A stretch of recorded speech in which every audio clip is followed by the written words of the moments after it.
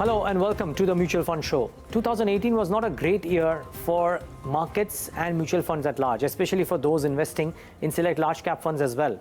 Small caps was a completely different story altogether. In fact, according to a SPIVA report, 50% of the active large cap funds tended to underperform benchmarks over longer periods of time. In this scenario, is passive investing through exchange traded funds or index funds turning out to be a better option, or does India still remain an actively managed funds market?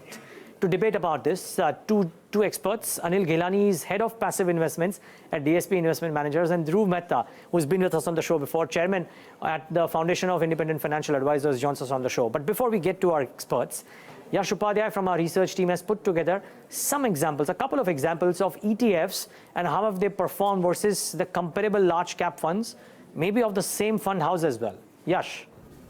Evening, Neeraj. So the volatility in stock markets, they have clearly taken a toll on the performance of the large cap schemes of these mutual funds. So here are a few charts to watch out for. So first up is the SBI ETF, the Nifty ETF, and that has managed to give over the last 1 year a return of close to 5% as against the blue chip fund of the blue chip scheme of the same fund giving a negative return of almost 4%. Similarly, there is another chart coming up on the Reliance ETF, and that one too has significantly outperformed its large cap peer, so giving a return of almost, again, close to 5%, whereas the blue chip fund has given almost a flat return in the same period. And lastly, we also have the scheme from Aditya Birla Sun Life, so the Aditya Birla Nifty ETF, that one's given a return of, again, close to 5% versus a flat to slightly negative kind of a performance coming in for the focused equity fund, which is the large cap fund of the scheme. Okay, Yash, thanks for putting that into perspective. Now remember, 1 year does not necessarily mean a trend. However, is this a sign of what could happen to select schemes? Let's talk about that. Let's also try and understand ETFs versus active funds versus index funds as well. And our experts are with us. Gentlemen, both of you, thank you so much for joining in. Sachin, maybe a wrong question to ask. You head the passive investing team at DSP. So maybe you are actively a proponent of passive investing. But let's just break this down for us. Sure. For a lot of our investors, they might not even completely understand what an ETF would be and how do they go about investing in an ETF, and if that is the right option for a retail investor versus something else. Can you explain? Sure. I think to put it in context, I think it's very important to understand that one should not look at ETF as a sole vehicle. When you talk about passive investments, you have two options. One can be either ETF or an index fund. ETF is the fund which is traded on the exchange. So one has to mandatorily have a demat account and a broking account to access that ETF. But let's say, since you asked the example of a retail individual investor, it could very well be that the index fund is a easier option and a different alternative to buy that same underlying benchmark or that same underlying market. So maybe investing in an index fund could be a better passive allocation for a retail investor. Okay. And the other part, that though I am heading the passive investments, as an investment at heart, I still feel very strongly that in India, still there is a scope for outperforming the benchmark, or in other words, as we say, delivering alpha. However, it's just that it's becoming a little bit more difficult to deliver alpha in the large cap space. So might be that I will never say that we should have either active or passive.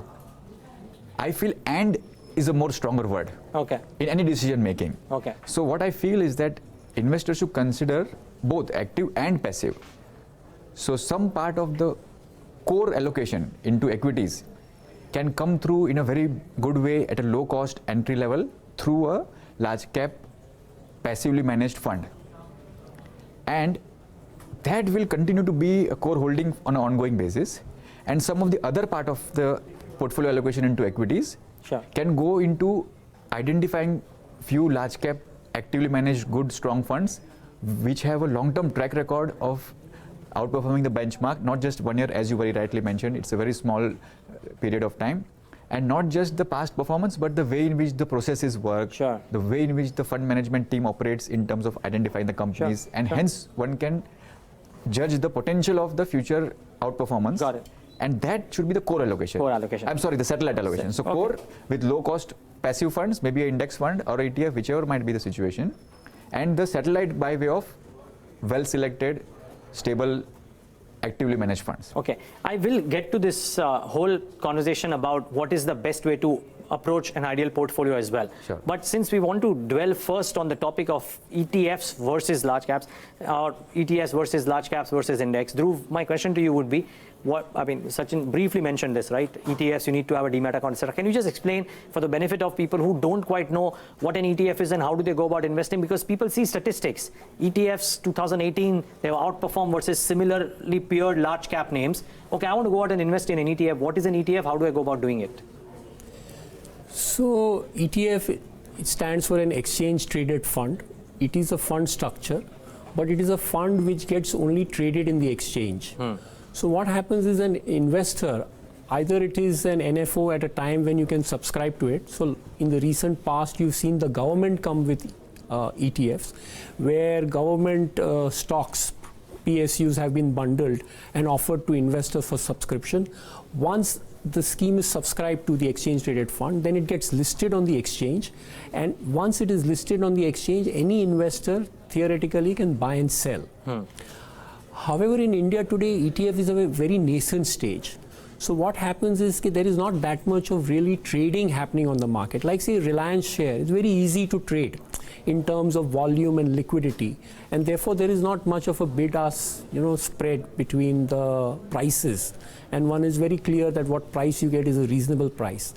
But something which is very illiquid, like in the stock market, if you're buying a very small illiquid share, sometimes the prices at which you buy and sell, there is a big gap, although there is no change.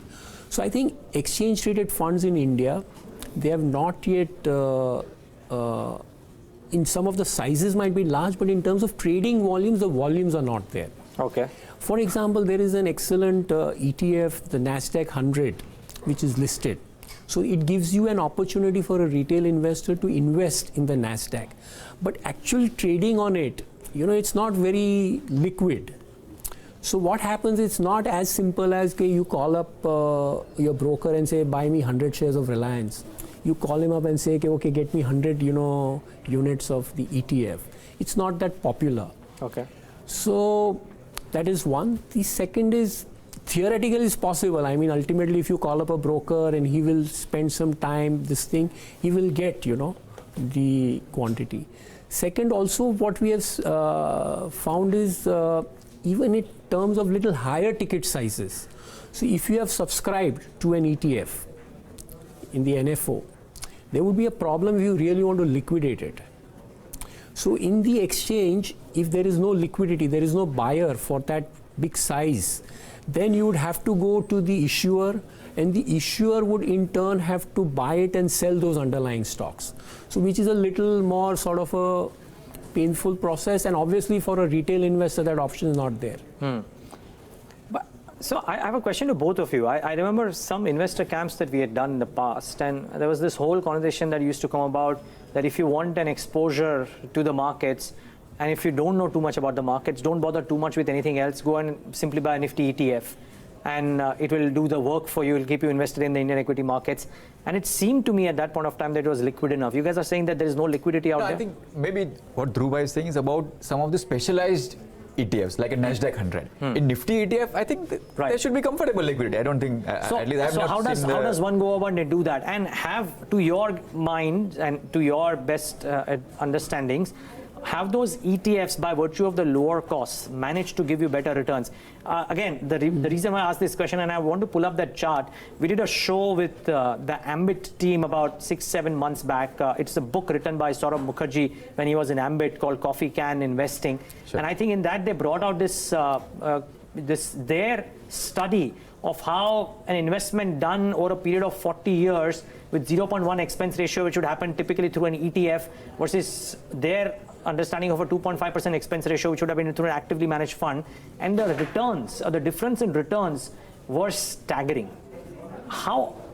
Therefore my question to you would be that if somebody is looking to invest in a large cap fund or an index fund, is it a better strategy to invest in an ETF if I have a 10, 15, 20 year horizon? Because we always advocate, right? Go out and invest for 20 years.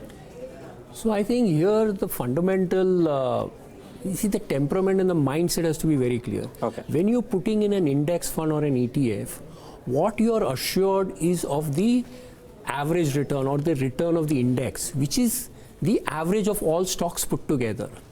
So if your mindset, you're clear or you're happy that whenever I will get that return, I'm going to be satisfied with it. What will happen in the market, you will have the index funds and you'll have active funds. There will be periods of time when the active will do better, and that could be a huge difference, like say the index does 10 but the active fund manager gives 15. What happens is at that point of time you should not change your strategy, because returns, past returns, if they start determining your strategy, then this is notional. What this requires that to get the benefit of the savings in cost, you have to remain invested for 40 years. 40 years if you remain invested, and in between there will be periods, like if you see the last 5 years, you would find that over a 5-year period, there was periods when the large cap funds gave you maybe 5% after expenses, better returns than the index. At that time you would feel, oh God, I'm getting only 10 and the large cap is giving 15. So it is very important that when you get into an index fund and for a long term, and you say, yes, very clear, very certain the cost is going to be lower, and okay, my return is going to be average. But my experience is that human nature is not to be satisfied with average return. Sure. Today, if you just go back a year, people were not satisfied with the return from large cap. They wanted the mid cap return. Then they found that small cap is giving higher returns than they would. So I think this is very important, that your objective and the mindset, if your mindset, and that's where you see globally the pension funds, the large universities and endowments, when they make the allocations into equities, they are taking country exposures and they decide to take the ETF route because they are looking to invest for say 30, 40 years. Period of time, sure. They say, okay, I'm happy with getting an average return, but I don't want to take that risk that a fund manager underperforms, and I'm ready to let go that higher return because I don't want to take that risk. Point well taken. So the most important part is this, that the investor psyche should be, yes, over the long period I'll get the average return.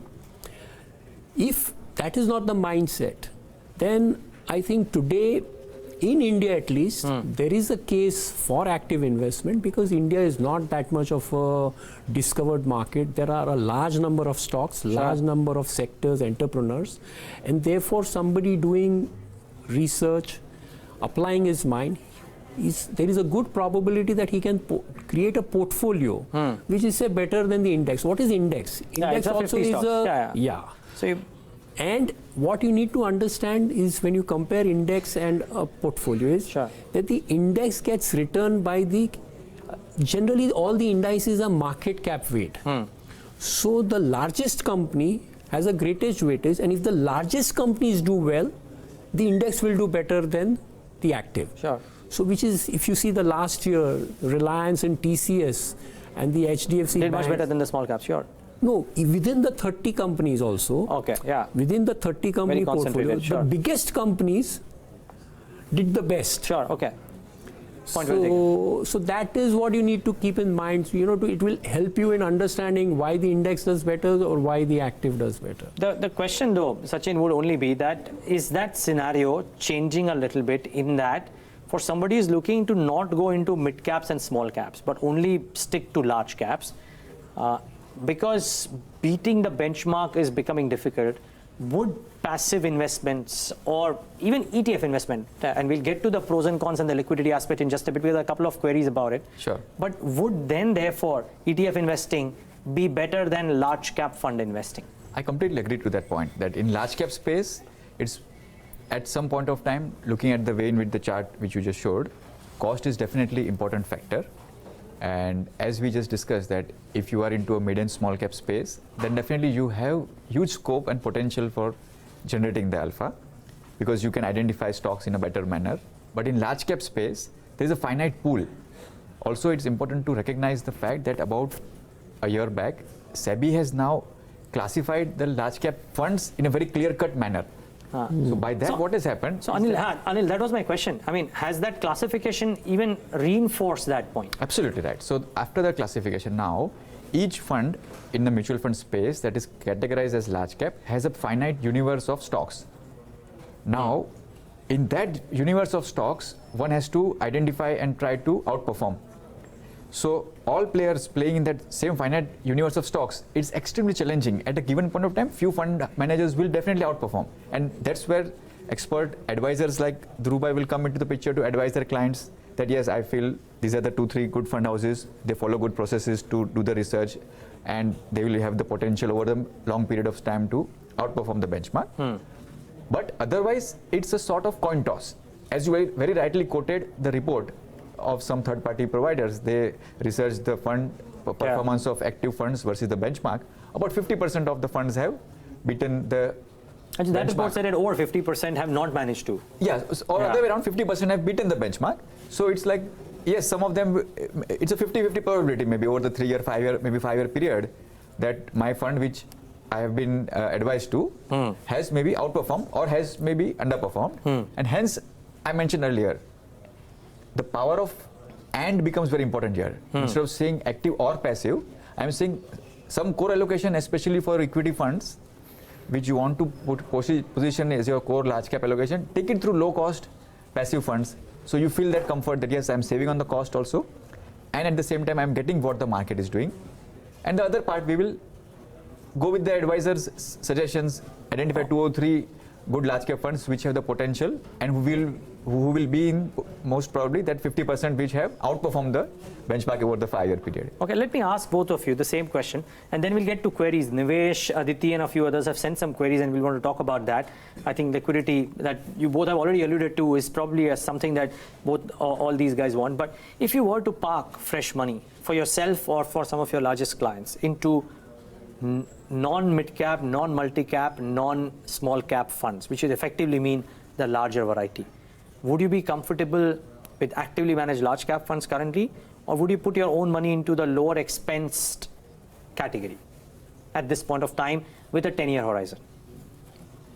Yeah, so today I still strongly believe that even in the large cap space, the alpha, which was not there, say, in the last 1 or 2 or 3 years, I think even last 3 years, if you see, maybe the alpha has not been there. But I still believe over the next 10 years, even in the large cap space, there is a possibility of alpha generation simply because, so if you understand the construct that the index, if you're looking at the Nifty is 50 stocks, the allocation of the first 5-6 stocks, say Reliance, TCS, and like that, they make up the top, and that is what will contribute. So allocation, and if you go to the 50th stock, correct, the allocation would be 1%, very negligible. So I think in investing, besides stock selection, allocation is also very important, how much you allocate to each stock. Yeah. So to my mind, I mean, they have a product DSP, an equal weighted. To my mind, an equal weighted index is better than a market cap weighted index. And compared to an equal weighted index, I think a fundamentally weighted index, in the sense that the allocation that I invest in a company should not be determined by its market cap. It has to be determined by the fundamentals of that company. What is its earnings growth, correct? This is my hypothesis that in the long term, funds will do that. A company which does better will give you better returns, not necessarily the company which is the highest market cap. But that's been always true, right, Dhruv? So yes. What explains the... So what explains the divergence of, or I would say, the non-performance? If you see the US history, US is the biggest market cap, the most this thing. So in US, what has happened is as the markets become more institutionalized, so what happens, you have passive money and you have active money. So the active players, it's a zero-sum game. Correct? Whoever is buying, so whatever is the total return in the market, somebody makes more than that or somebody will lose. But the total return cannot change. That's an arithmetic thing. So it is like, say, if the Indian team today is playing with a school team, they are going to beat it hands down. Correct? But if India is playing against a very strong team, like South Africa, London, then the margin of victory narrows. So in the same way, in the investment framework, you have professional managers Sure. and you have retail investors. So with the rise of mutual funds in USA, and especially I think the explosion took off in the 89, 90s. In 90, US was at about 8 or 9% AUM to GDP. We are at about 10, 12. Today, US is at almost 100% AUM to GDP. So over the last 15, I mean, at some point in the 2000s, the institutional was more than the retail investor base. Sure. Correct?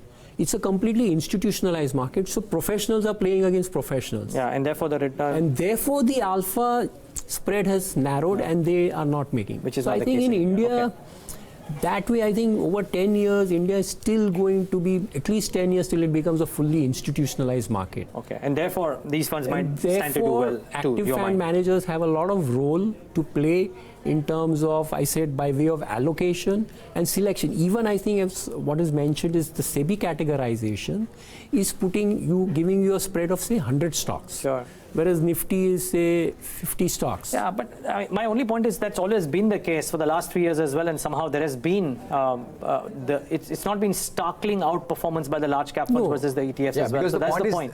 though there is only 100 stocks, but these 100 or 150 stocks are extremely well researched. Yeah. So the concept that the fund managers are playing in that simple defined boundary Yeah. and pool of stocks which are well researched already. If I have a leeway of going down beyond that 150 also and going and buying few of the stocks which are 350th also and 500th also, then yes, I have my skill set to bring into the power and buy few of those stocks which will give me a kicker. Okay. But here now I That's not don't there. do that. I mean, True. So Anil, so here's the question then. my personal allocation you were asking, right? No. Okay, maybe you can give that as because well. Maybe you so, differ. yeah. Okay, let's do that. I differ completely on that. Okay, My very personal good. It's always allocation- good to have my a difference personal- of opinion. No, difference of opinion. Difference of my personal allocation. That was the Sure. question. My personal allocation at this point of time, about 100% of my large cap exposure. So every month from my salary, I draw a certain percent which goes to large cap, which is going to a passive fund, the DSP equal Nifty 50. One allocation is going into a SIP, into a mid and small cap fund. And the third allocation, of course, that's more from a structural planning. It goes into our ELSS fund to take care of my 1,50,000. So some small amount goes towards that to complete that through the 12-month period. Okay. So in the ELSS as well as in the mid and small, the allocation of the portfolio manager is multi-cap. To your question, leave out the multi-cap and small and mid. In your large cap, my full 100% is going to a passively managed fund. Okay. There I'm paying low cost, so I'm aligning with the chart that you just showed. Yes, I'm having low cost. I'm aligning with my earlier point, which I made myself, that it's a complementary strategy of accessing your equity allocation. So I have got 100% of my large cap into the passive. For the other aspect, my ELSS, no doubt that has some significant component large, but it has some mid and small exposure as well. So there I'm taking good exposure outside of the passive, where actively managed fund manager can deliver the potential alpha. Okay, fair call. So, well, a small difference in strategies, and maybe Anil balances it by having some mid-cap and multi-cap and small-cap funds in his portfolio as well. Dhruv is suggesting that if you want to stick to large caps, he still believes that over the next 10 years, actively managed funds large cap funds might do better than passively managed funds. Just a couple of queries that have come in and would want to talk about those as well. Nivesh, the Twitter handle is Nivesh01. He's saying that the biggest issue with ETFs is liquidity. Many ETFs are very small funds, and what if he's not able to find a buyer at the time of sale? My question to you guys would be, for a large institutional investor, maybe that is actually a liquidity issue. For somebody who's able to access it in small quantities, because I would presume retail would not buy large quantities, will liquidity still be an issue? No, means it is not an issue in terms of not doing the investment, but sometimes it could be a irritant, It's because in terms of broking community also, it's not like how Reliance gets traded. So, the broker is also not, doing so much of nifty trading. So it's that sort of a thing, non-familiarity. I mean, ultimately, if you are persistent with a broker, the trade will get I mean, trade will happen. So that's not a problem according to It's you. not that trade will not happen. Okay, get your point. We're running out of time, which is Yeah. right. So that's the point from Dhruv. He doesn't believe this is as big an issue, more an irritant. Anil, your thoughts? I think I'm very clear. For ETF, if you're a retail investor and if you're holding 3 crore, 5 crore, 7 crore type of a thing, I would strongly suggest instead of that, buy it in an index fund. Cost of the bid offer spread might kill you in a negative way if you try to exit in a forced way. You'll end up paying a bid and offer spread, which will leave you an upset way that I try to save some cost by not going into an active fund, but then bid offer and my brokerage cost ate up that thing. So for that, come into an index fund. Very simple. Okay, fair call. Gentlemen, there are a few other queries, but I'll be forced to maybe request our guests to answer them post this show. Some of these answers will be given by the Bloomberg Quint Twitter handle as well, but we'll have to wrap it up right now because we are out of time completely on this leg. Anil Ghelani of DSP as well as Dhruv Mehta of FIFA. Thank you so much, gentlemen, for joining in today. Really appreciate your time. Thank you. Viewers, Thank you. viewers, thanks for tuning in. Be on your show. Thank you very much. Thank you so much, viewers. Thanks for tuning in to this leg of the Mutual Fund Show.